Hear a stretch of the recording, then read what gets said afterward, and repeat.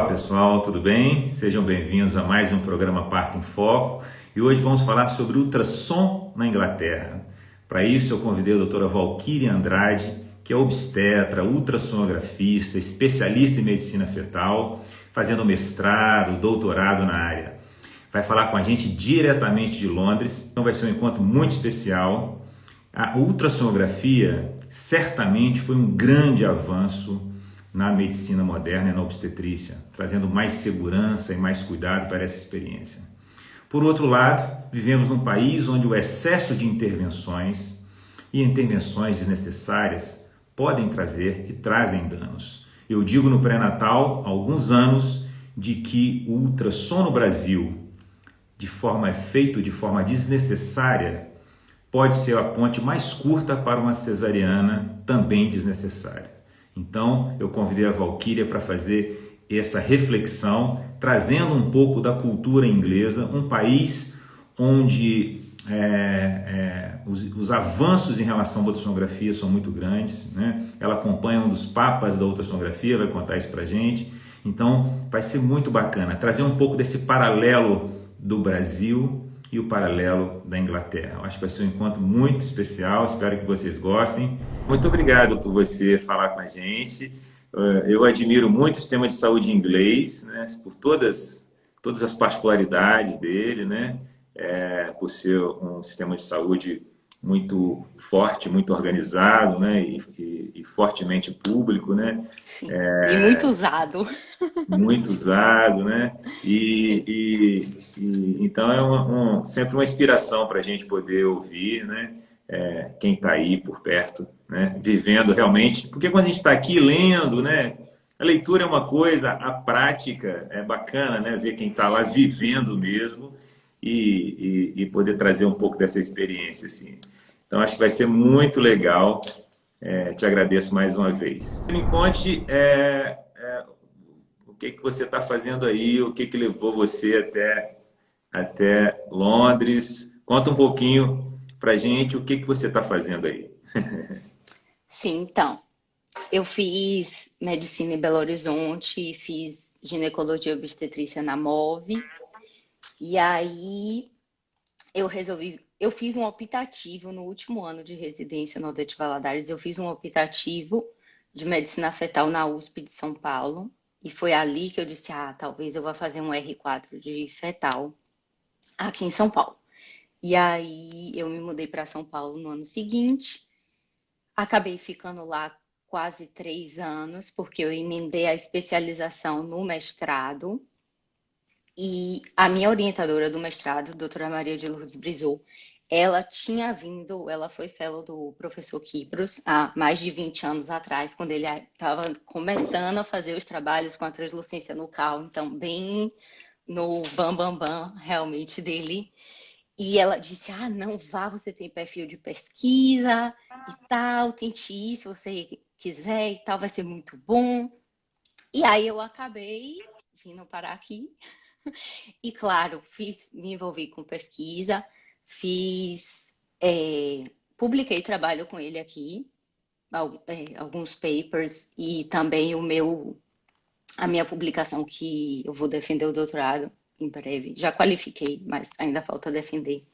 A gente sempre enrola essa parte acadêmica, que é difícil, mas as publicações já saíram, então o difícil já foi feito, na verdade.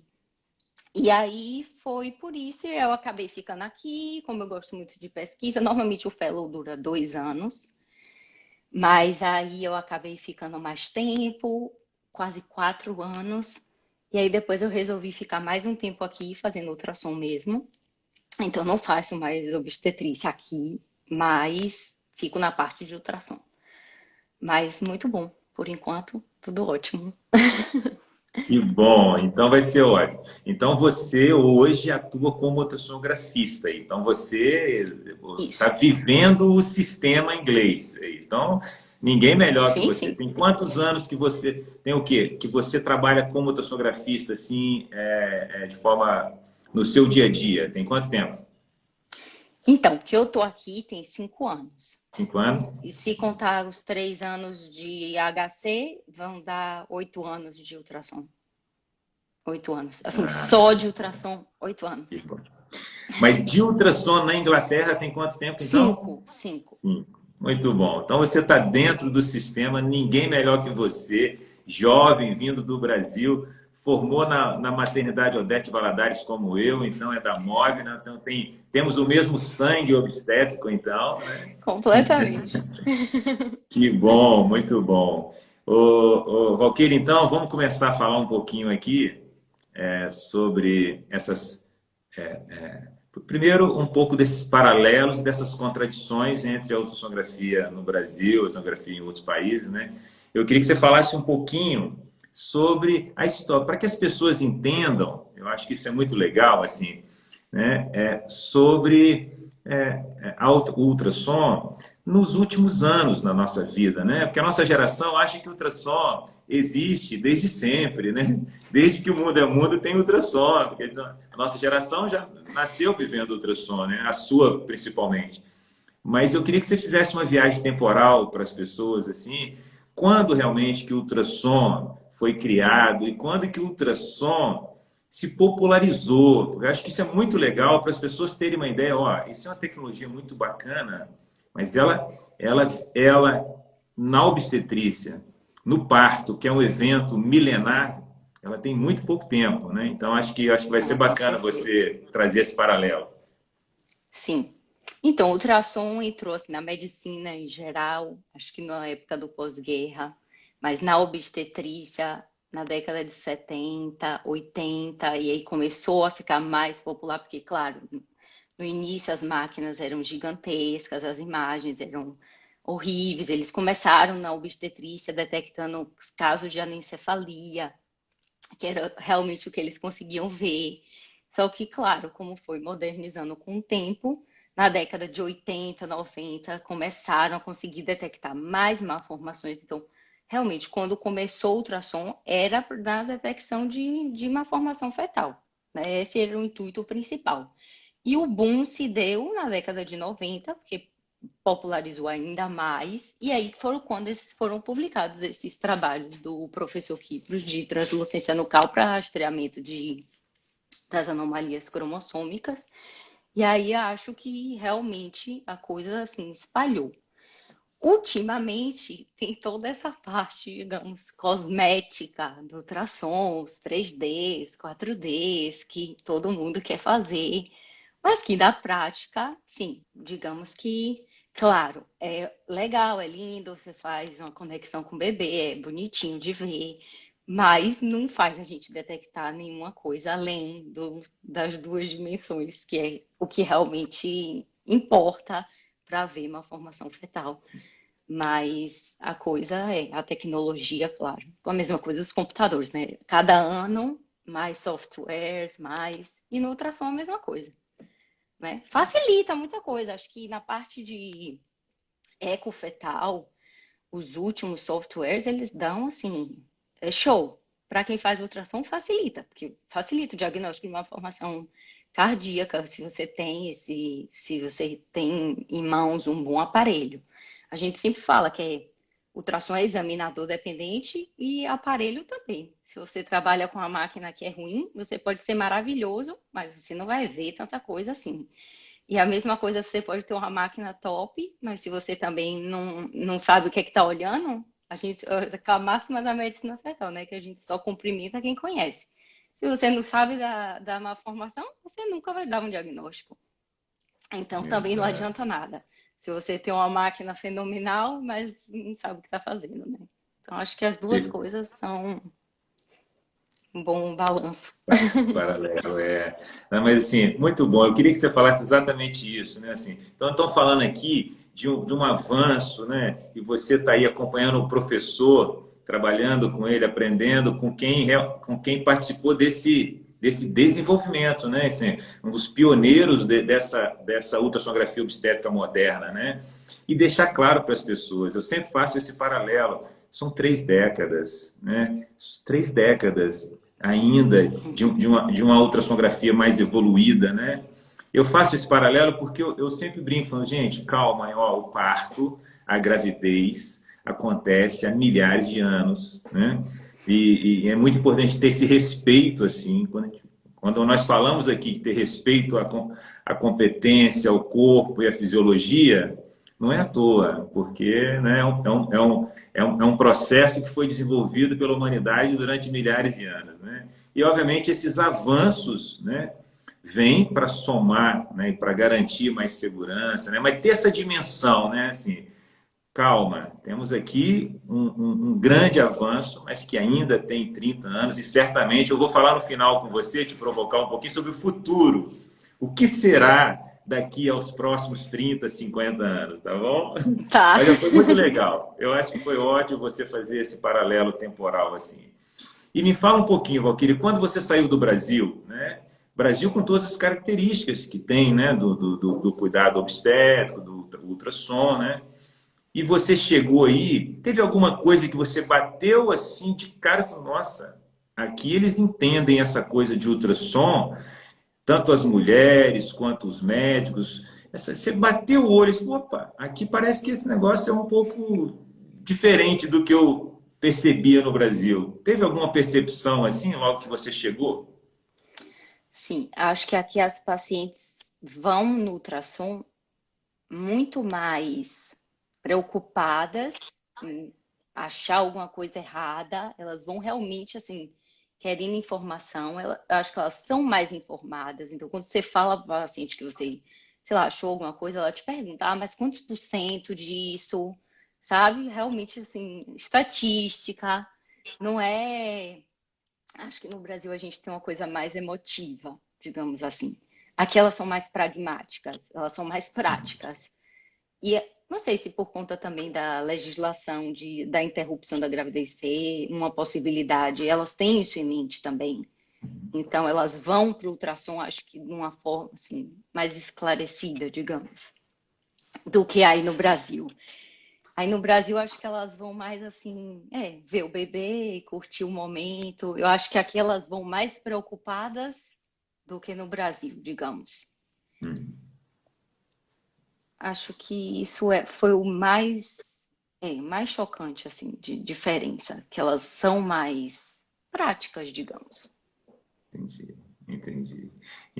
Muito. E em relação ao olhar do obstetra, em geral, sem a gente entrar nos protocolos ainda, né? Mas em relação ao olhar do médico para o exame de ultrassom, né? No Brasil, obviamente, a cultura que foi se desenvolvendo nos últimos anos tem um pouco dessa influência do jeito, né? Brasileiro, né? Então tem uma influência um pouco da parte médica e tem um pouco da própria mulher e da própria família, né? Mas quando você chegou aí, você vê que o obstetra inglês ele olha para o ultrassom obstétrico com um olhar igual ao nosso, ou você acha que tem diferença? Não, não, isso aqui é um exame, é uma tomografia, é alguma coisa. É, É, é. Hum. é isso? Não, com certeza. Eles são muito mais. Até porque a gente faz aqui, não faz nunca a quantidade de ultrassom que faz no Brasil, né? Então, eles não têm essa relação. É um exame diagnóstico. Então, se você vê e deu baixo risco, ah, ótimo, baixo risco. Fez o de 20 semanas, não achou nenhuma malformação? Ah, maravilha, segue o fluxo. Entendeu? Porque ela não vai mais fazer nenhum ultrassom, inclusive. Se for uma gestação de baixo risco, a partir de 20 semanas, acabou. Nem tem mais. Então, eu acho que é um checklist. Você fez o primeiro, não tem cromossomo abnormais, vai para o segundo de 20 semanas. Não achou uma formação fetal? Vai seguir seu pré-natal de rotina tranquilo.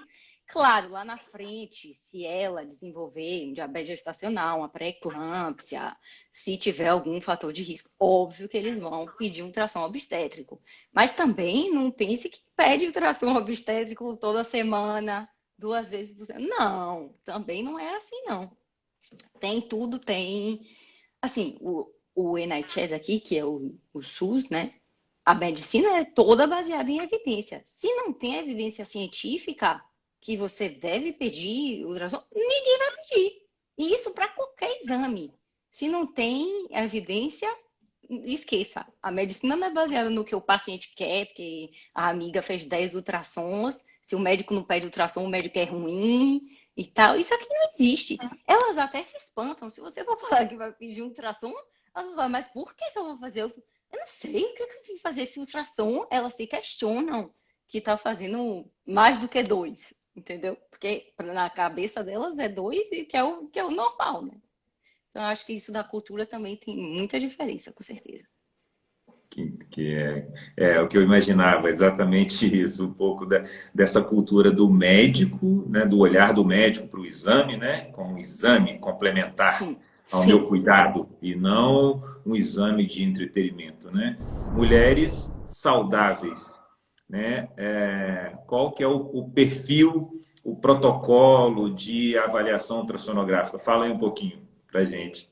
Então, paciente sem nenhum fator de risco para restrimento ou restrição de crescimento, elas vão fazer o ultrassom de 12 semanas para, claro, todo mundo faz ultrassom de 12 semanas para datar a gestação, ver se é uma criança só, se tá tudo bem, e aí oferece o rastreamento das cromossomopatias, que é opcional, se ela quer fazer ou não. Tem paciente que não quer fazer e você só olha anatomia e data a gestação, e é isso, marco de 20 semanas. E as pacientes que querem fazer o rastreio, elas fazem ultrassom e aí fazem o exame de sangue para fazer a parte bioquímica. E elas recebem esse resultado na semana seguinte. E, claro, se vier alto risco, elas vão receber um telefonema da midwife, mandando elas marcarem um appointment com a parte da medicina fetal. E o ultrassom de 20 semanas para todo mundo, que é onde a gente olha a anatomia fetal. Se tudo estiver normal, isso, acabou, não tem mais ultrassom. Aí elas seguem com a enfermeira obstetra, o pré-natal. Não fica, olha, não vai na obstetra toda a consulta, não. Eles intercalam. Uma é com a enfermeira obstétrica, uma vai na obstetra. E eles fazem a medida de útero-fita. Se estiver crescendo normal, é isso, acabou por aí. É parto. E se eles detectarem, claro, que nem eu falei antes, alguma coisa ou qualquer complicação, claro que eles vão pedir, também não é negligente, não, mas gestação de baixo risco é um ultrassom com 12 semanas e um ultrassom com 20 semanas. Acabou aí. Baixo risco é isso. Que coisa, gente. Que coisa! E as mulheres entendem isso também, né? Assim, de uma forma muito tranquila, né? Você falou que é justamente o contrário. Começa a pedir muito exame, a mulher já começa a ficar preocupada, é isso? Sim, é isso. Não, Gente, uma das indicações é, por exemplo, redução de movimento. Se ela falar que está sentindo mexer menos, 2 vezes está no protocolo pedir um ultrassom. Várias delas chegam, eu não sei por que pediram esse ultrassom, só porque eu falei que não estava mexendo, elas ficam já preocupadas. Ah, será que tem alguma coisa realmente errada? Porque me pediram esse ultrassom a mais, um ultrassom a mais. Porque legal. culturalmente é só 12 e 20, então. Perfeito. E é isso, né? Assim, você falou uma coisa muito bacana, muito importante, que é a conexão com a medicina baseada em evidência científica, entendeu? Né?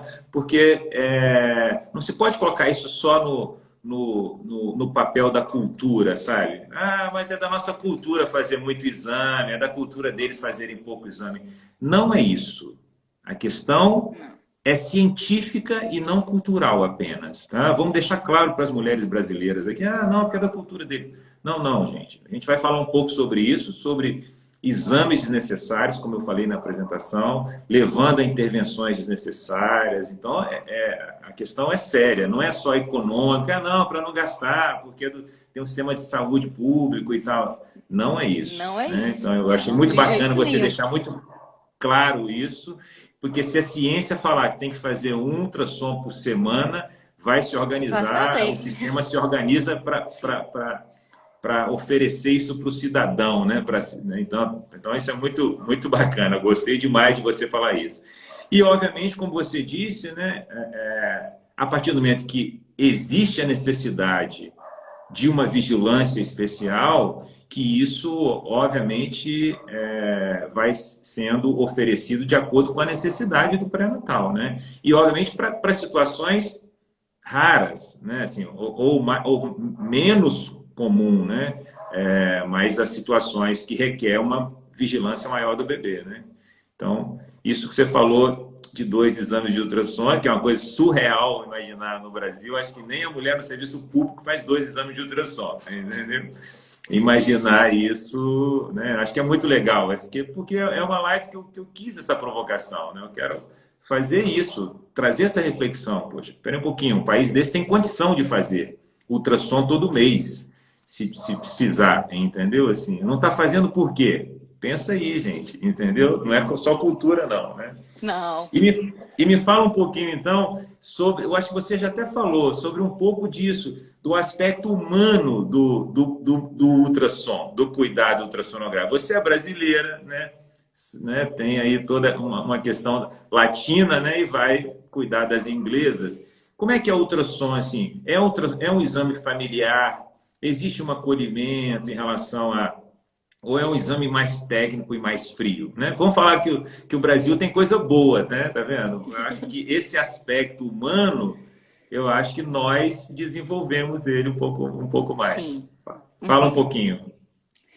Vai Não. filho, vai avó, vai o pai, vai todo mundo, assiste, filma, tira foto, essas coisas? Então, no sistema público, não pode filmar enquanto eu estou fazendo ultrassom, elas não podem gravar. Quando termina, aí pode tudo. Quando eu terminei de olhar o que tenho que olhar, aí pode tirar a foto da foto que eu salvei, pode imprimir foto, pode basicamente fazer o que quiser. Mas durante o ultrassom, elas não podem gravar a gente fazendo ultrassom, não. Mas pode ir acompanhante. Agora a criança não pode, mas porque também está com a pandemia, né? Então, um acompanhante vai.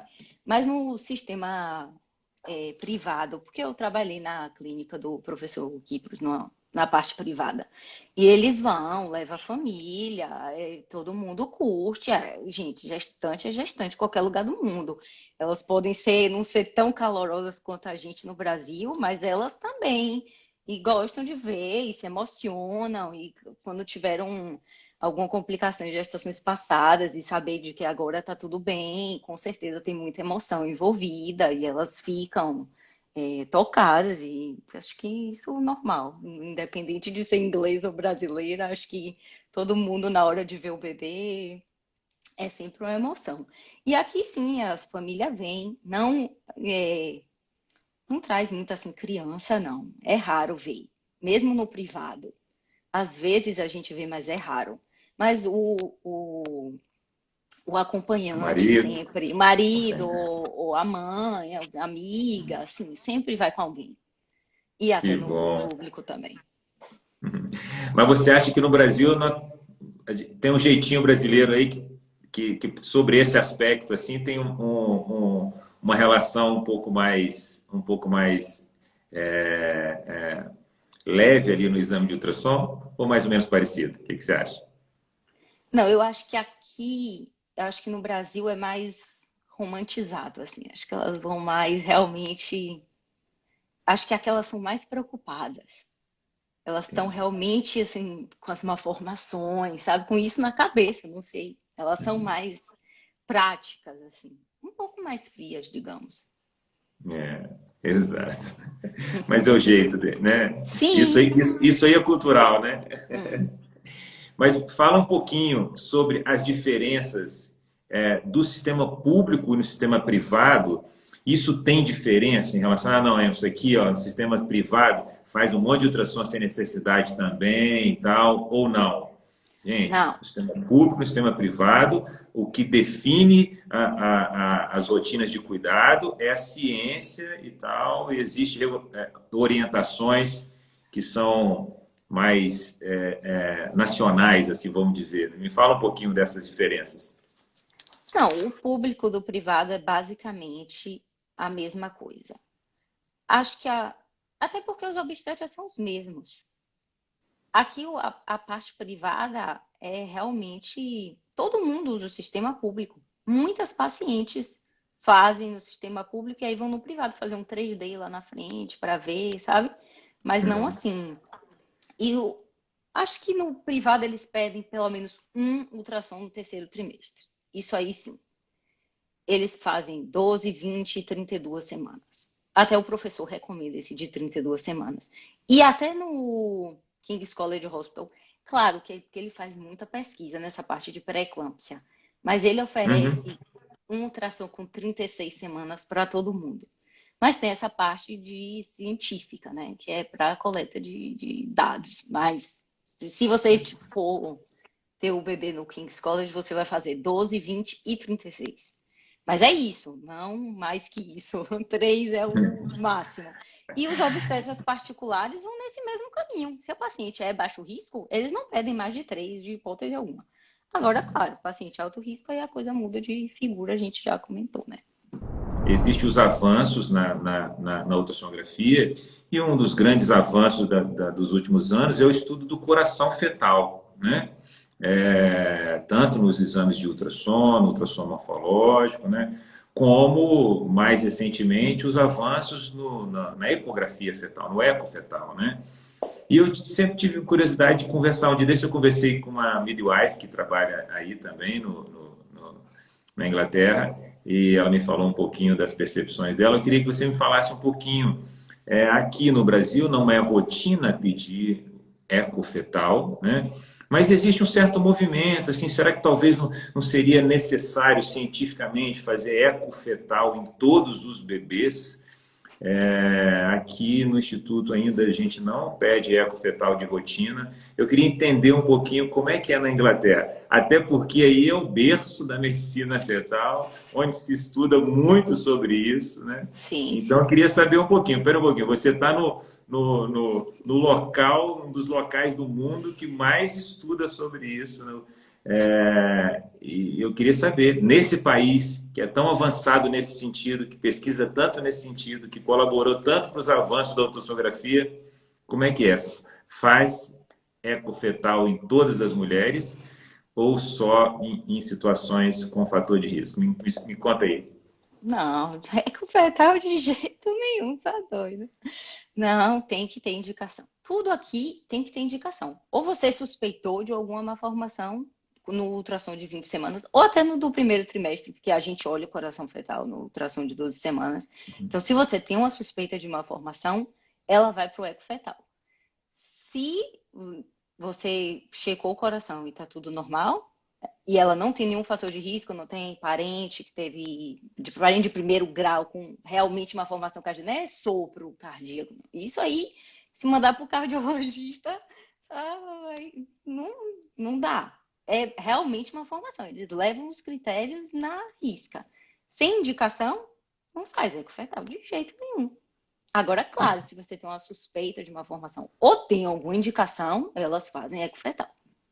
Mas só com indicação. Perfeito. Isso de rotina ecofetal, sem chance.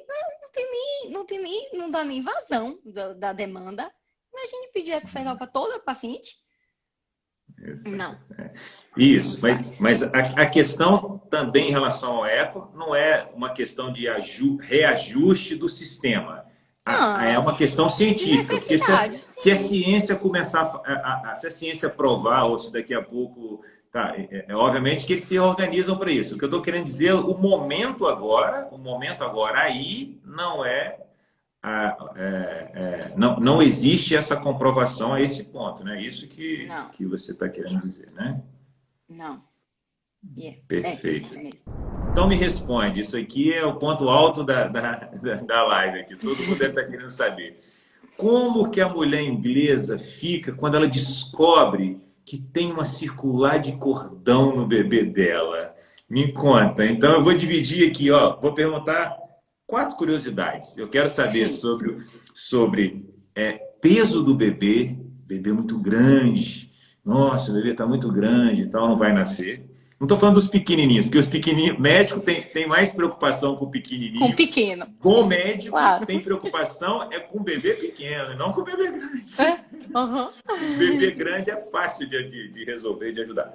Então, bebê grande, final de gravidez, bebê grande, circular de cordão, líquido amniótico diminuído e tal, medindo líquido amniótico direto, aquelas coisas, e placenta calcificada. Ó, só 4 curiosidades. Me conta um pouquinho. Essa última Primeiro aí, eu quero pelo saber amor de o que a mulher inglesa acha quando o bebê dela está com a circular de cordão. Me conta. Elas nem se preocupam com isso. Acho que elas são tão assim informadas. E a gente até, quando faz ultrassom, às vezes elas até perguntam. E o cordão tá no pescoço? Se tiver no pescoço, qual é o problema? O bebê não precisa respirar dentro da barriga, é só líquido. Não precisa Pelo se pulmão, preocupar né? com isso. Não tem ar lá dentro. Qual o problema com o pescoço? Não precisa do pescoço para nada. Tá nadando. Às vezes elas perguntam, e eu sempre falo, o bebê tá mexendo. Se eu olhar agora no ultrassom e tem uma circular de cordão, daqui a 20 minutos pode nem ter mais. Então, não é uma coisa estática. O bebê não tá lá paralisado, né? O cordão pode enrolar no pé, desenrolar, enrolar na mão, desenrolar. Porque o bebê tá nadando lá, né? Então, elas não têm tanto assim, não se preocupam com isso, não. Perfeito. Do líquido... E vocês laudam isso aí? Vocês escrevem assim Nem no falo laudo com do o paciente. ultrassom? O laudo ultrassom em inglês tá escrito lá no finalzinho assim, circular de cordão cervical? Não, né? Jamais, jamais. Jamais, porque isso você só vai dar estresse para o paciente, sendo que isso não é indicativo de nada. Você nunca vai laudar uma coisa desnecessária. O laudo do ultrassom do terceiro trimestre é peso fetal estimado, líquido e só. Se o crescimento estiver abaixo do percentil 10, aí você vai fazer um Doppler de umbilical. Mas se o crescimento se não é restrito, líquido está normal, só tem peso fetal estimado e volume do líquido amniótico. É isso, acabou. É mesmo, Valquíria.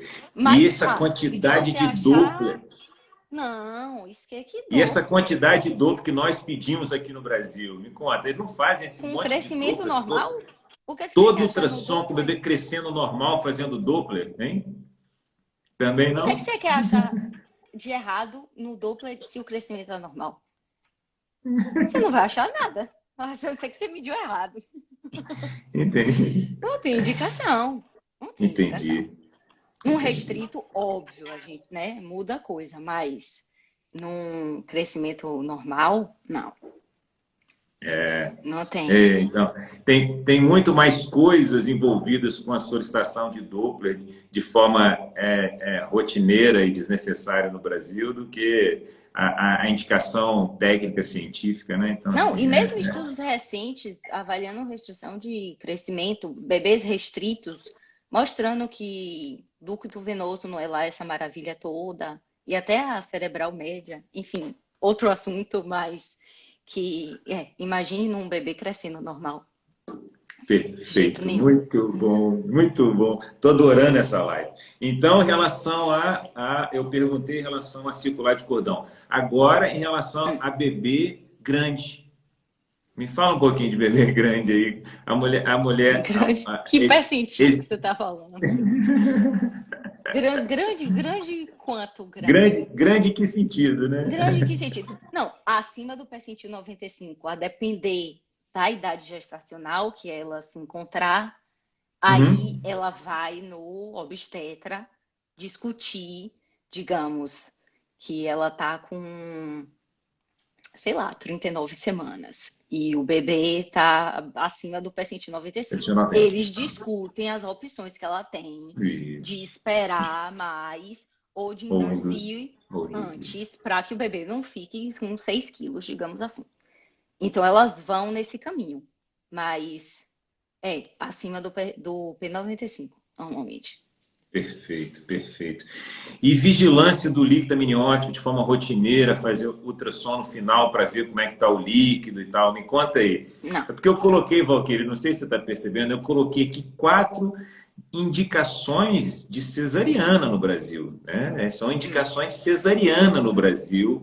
Esses 4 pontos que é circular de cordão, quantas mulheres vão assistir? Que, poxa, eu fiz uma cesárea com circular de cordão, o médico falou que tinha que fazer. Ou o bebê estava grande, percentil 80 e tal. Então me fala um pouquinho sobre isso. Não, o líquido a gente já sabe que quanto mais avançada a idade gestacional, o líquido vai diminuindo, né? Isso assim, normalmente. Não que tenha nada errado. Isso é o normal, o fisiológico da gestação. É assim. Se você pegar o gráfico de líquido amniótico e ver as idades gestacionais, você vê que quanto maior a idade gestacional, os parâmetros vão mais baixos, o que é normal. Então, na verdade, ninguém pede ultrassom para olhar o líquido amniótico, obviamente. Agora, se pediu por alguma outra indicação e o volume do líquido amniótico estava reduzido, normalmente eles repetem esse ultrassom em duas semanas para ver esse líquido se continua realmente reduzido. E, Perfeito. sim, e aí eles vão ver se tem bolsa rota, essas outras que pode reduzir o líquido, né? Mas nunca pedi ultrassom por conta disso, não. Não, Entendi. não. Muito bom, muito bom. E me fala um pouquinho sobre placenta, Valquíria. Mandaram perguntar para você, doutora Valquíria, e as placentas calcificadas, assim, grau 2, grau 3, lá com 39 semanas, a cesariana por causa da placenta calcificada? Me conta. Opera muito aí cesariana por causa de placenta calcificada, Valquíria? Aqui não pode nem laudar isso de calcificação. Acho que os É papers, mesmo? sim, que nem tem essa parte de grau 1, 2, 3. Acho que Nem tem. não, não, não existe isso. É, se a placenta está funcionando bem, a criança está crescendo bem, qual que é o problema da calcificação? Se está alimentando a criança, a calcificação não fala nada. Se a placenta está calcificada, mas funciona, qual que é o problema da calcificação? Acho que as publicações sobre calcificação já devem ter mais de 10 anos falando que não quer dizer nada. Não, aqui nem no laudo não consta isso de calcificação. Não. Não consta. Meu Ninguém Deus do nem, céu. eu nem olho isso. Tá calcificada, tudo bem. E daí? Se tá no Beleza. final da gestação, vai estar calcificada. Eu queria que você falasse um pouquinho, né? Você, né, especialista em medicina fetal, fala um pouquinho assim para gente que está aqui abaixo da linha do Equador, o que você está vendo aí em relação aos avanços em medicina fetal, assim mesmo, né? Depois eu vou falar um pouquinho sobre o futuro do ultrassom, o que você vê de futuro do ultrassom obstétrico, é, mas fala um pouquinho aí, tem alguma coisa em relação à medicina fetal que você acha assim que seria legal falar para a gente aqui, de curiosidade? Acho que a medicina fetal caminhou muito nos últimos anos para, digamos, mais uma medicina materno-fetal do que realmente focada no feto. Eu acho que nos primeiros anos de todas essas pesquisas, o foco realmente foi o feto. Mas nos últimos anos, eu acho que o foco na mãe aumentou assim bastante. Porque o binômio, né, mãe e feto, eu acho que é o que realmente conta. Então, essa parte as últimas grandes pesquisas é de redução de pré-eclâmpsia, rastreio de pré-eclâmpsia. Então, eu acho que isso mudou muito. E acho que aqui, no início, assim, da medicina fetal, esses tratamentos, digamos assim, de intraútero, os procedimentos intraútero, eram muito, assim, eram e são aqui ainda o intuito de salvar vidas mesmo. Então, os procedimentos intraútero que são realizados aqui na Inglaterra têm esse intuito de salvar o feto. Então, acho que eles continuam com esse mesmo perfil aqui. Acho que no Brasil a coisa andou mais para um lado meio diferente, digamos assim. E nos últimos anos, acho que o foco da medicina fetal ficou muito envolvido na mãe.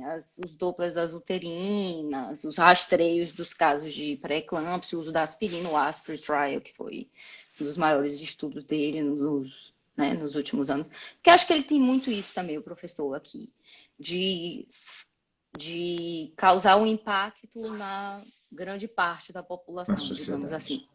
Exatamente. O que é que mata? Não é doença hipertensiva da gravidez? E o que é que eu vou fazer para reduzir isso? Entendeu? Antes ele não se conformava de que, vou fazer a amniocentese para toda mulher acima de 35 anos para ver síndrome de Down, mas isso está muito estranho fazer para todo mundo? Não. Vamos olhar esse feto aqui que deve ter alguma coisa de diferente nesses com síndrome de Down. E aí a coisa foi daí. Então agora acho que ficou ainda mais macro, entendeu? Tentando trazer esses rastreios para o início da gestação.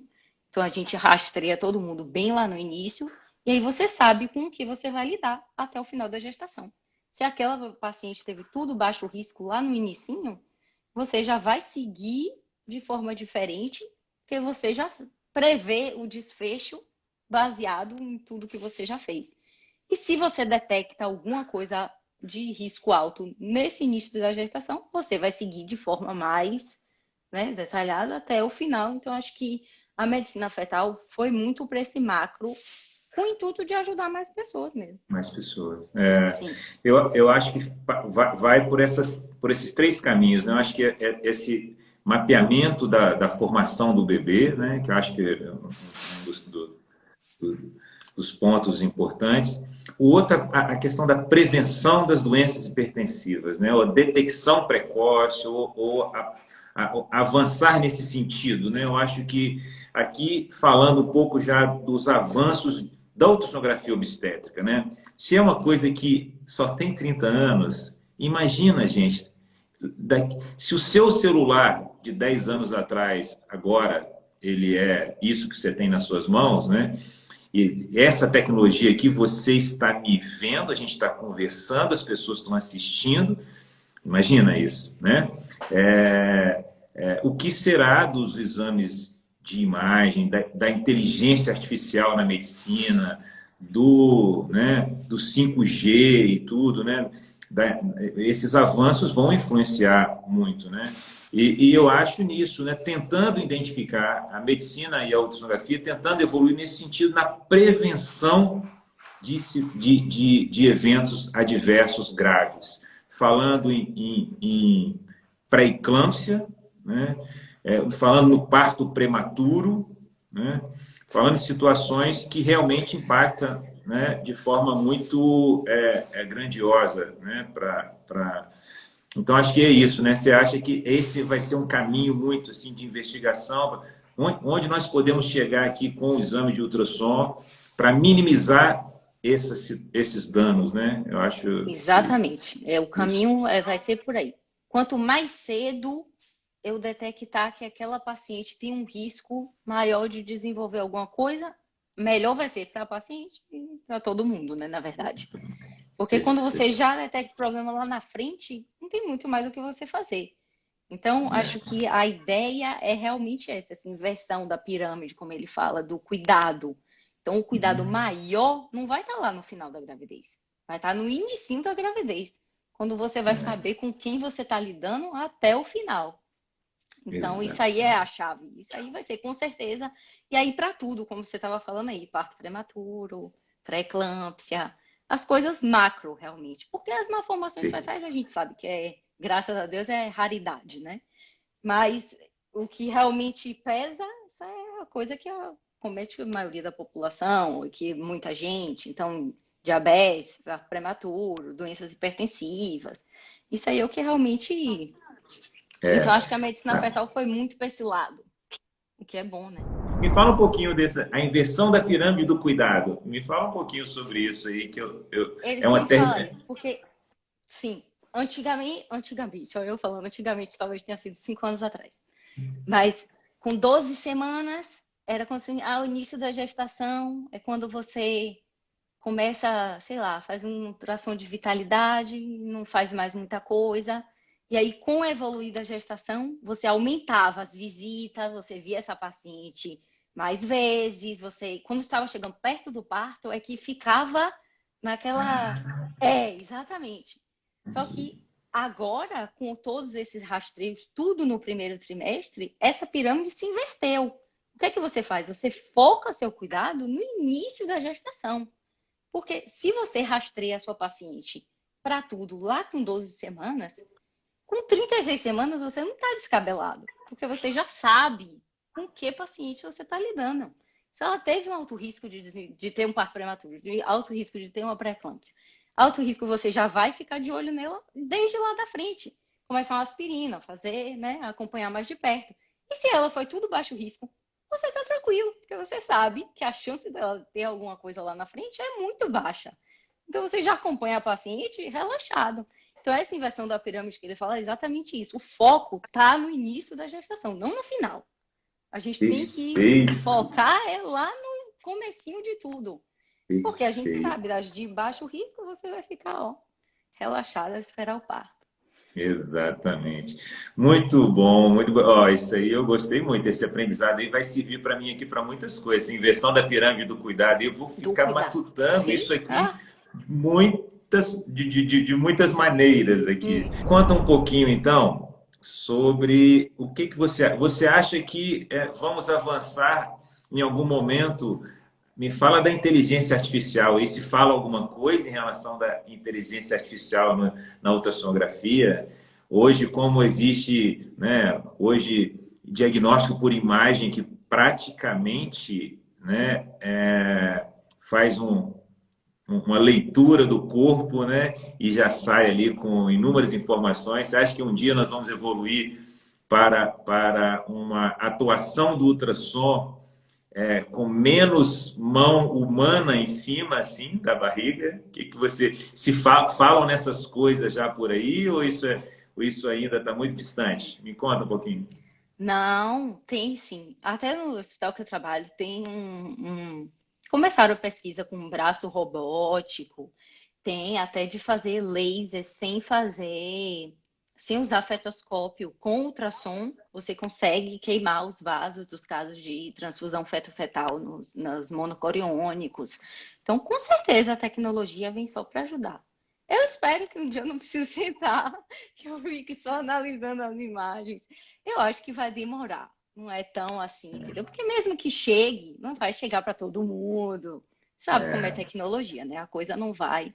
Mas no futuro próximo, quem sabe, acho que vai chegar sim. quem sabe um dia eu brinco falando, quem sabe um dia talvez a mulher chegue na clínica e vista uma blusa de lycra, uma blusa justa que recobre toda a barriga, né? E ali vai fazer uma leitura de De tudo que está dentro tudo. do útero, né? E vai chegar, e você vai chegar lá do outro lado, na outra sala para você, né? Como acontece hoje, né? Assim, eu tenho amigos radiologistas, Sim, né? que só Que fica eles sentado ficam olhando a tela. alguns ficam em casa, Casa. e chega o laudo, ele senta, chegou, ele senta, pá, avalia, lauda e tal. Gente, que coisa. Não, eu Muito acho que bom. vai chegar sim, vai chegar. Vai chegar. Olha só, o ano passado eu comprei um ultrassom portátil, acabou que eu não pude buscar nos Estados Unidos, estourou a pandemia, eu não fui. Mas que, olha só que coisa, é um ultrassom, tamanho de um celular, e que eu consigo já dividir a tela com você aí. Então, eu te mando o código, aparece no seu celular a tela dividida comigo e eu e você vamos fazendo. E você pode falar assim: Ô Emerson, gira para cá um pouquinho, faz assim. E, cara, um aparelhinho desse tamanhozinho, entendeu? Então, imagina isso, você aqui, Perfeito. não é isso? E imagina isso, uma pessoa no Ia interior ser de perfeito, Minas. porque você pode dividir conhecimento, exatamente. Uma De pessoa no interior conhecimento. que não tem tanta experiência. Isso nem precisa ir tão longe com sua máquina de ultrassom, não. O WhatsApp da gente. Toda É, semana tem colegas que me perguntam: o que você acha desse caso? Manda um vídeo, faz um Doppler, discute caso. Quantos pacientes, assim, quantos casos a gente vê por WhatsApp de colega e tudo mais? Então, a perfeito. tecnologia vem para facilitar a Veio para vida de todo mundo. facilitar. Ganha paciente, ganha o médico. Acho que todo mundo sai ganhando. Sabendo usar, sendo bem Exato. indicado, é só alegria. Perfeito. Muito bom. Ô, Valquíria, eu queria perguntar para você, eu até mandei uma mensagem para você mais cedo perguntando, você falou, ó, não estou vendo nada disso aqui ainda não. Mas eu sou obstetra, trabalho com assistência ao parto, né? Sou apaixonado por esse universo do parto, do nascimento e tal. E tenho lido nos últimos 5 anos e tenho provocado aqui os ultrassonografistas aqui do Instituto para estudarem sobre isso. A minha irmã, Dalila, que é sua amiga, Sim. e eu falo com ela, ó, você vai ser obstetra no futuro? Você vai ser cada vez mais obstetra? Então estude ultrassom intraparto, porque eu acho que isso aí vai ser um avanço na obstetrícia nos próximos anos, assim, como o ultrassom vai poder ajudar ali durante o parto, não para avaliar a vitalidade do bebê, mas posicionamento, mais paciência, porque o bebê está ali numa posição que você identifica algum ângulo. Já tem vários estudos nesse sentido, assim. Eu tenho ficado super de olho nisso, sabe? Eu acho que nós vamos evoluir, assim. É possível que, da mesma forma que hoje, né, evoluiu a monitorização ali dos bebês em algumas situações, o ultrassom também possa existir na sala de parto, né? E um dia desse eu li um artigo falando sobre ultrassom intraparto para o aprendizado do médico jovem nos fórceps. Olha só. Então, ele Super viu a interessante, colher sim. passando, olha que legal, ele viu a colher, o narizinho está aqui, né? Essas ações da tecnologia diminuindo o risco de trauma ou de uma ação inadequada, e às vezes na espera mesmo do bebê. Não, esse bebê está na posição aqui, não é só a cabecinha dele está legal, mas o corpo dele aqui, pela palpação, não está dando para identificar. Mas vamos esperar um pouquinho mais, porque. Então, eu acho que é possível que daqui a pouco você vai estar vendo isso aí também, ou falando, ou ouvindo sobre isso, sobre a chegada do ultrassom para mais próximo também durante o parto. Parto. Eu acho que vai ser uma ajuda, assim, muito, muito importante. Valquíria, muito bom, foi muito legal. Foi Queria que você ótimo. deixasse um recado, assim, eu acho que um recado de quem está aí vivendo um sistema de saúde muito estruturado, muito organizado, né? Um país onde uma obstetrícia respeitada, uma ultrassonografia respeitada, né? Um país que usa os recursos, né, de forma inteligente, eu falo, sabe assim, essa coisa de ter um grande sistema de saúde público de boa qualidade, né? Ou seja, ali não é um business da medicina, sabe? O grande volume não é um business da medicina, onde tem que ter o lucro e tal, né? O lucro é a saúde, o lucro é a segurança, né? O lucro é o bem-estar do cidadão que está vivendo a experiência, que está nascendo ali, que vai nascer em boas condições, né? Então, eu acho que eu admiro muito o sistema de saúde inglês, apesar de não conhecer profundamente por dentro, né? Nunca ter vivido aí para conhecer, mas sempre que eu converso com colegas, eu fico assim um pouco mais encantado, assim, né? Eu acho que tem esse recado assim um pouco, né? Falando agora do ultrassom, né? O Sim. uso na humanização aqui no Brasil nós falamos muito isso, assim, o uso apropriado da tecnologia.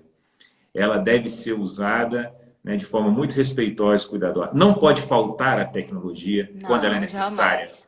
Com porque se certeza. falta tecnologia quando ela é necessária, é inadmissível, né? Mas o Sim. uso excessivo, desregrado, comercial da tecnologia no parto, na gravidez e no parto, ele pode causar dano. Então, queria que você falasse um pouquinho sobre isso, assim, Não, acho deixar que o sua que a mensagem gente. para nós Sim. brasileiros, mães e médicos obstetras.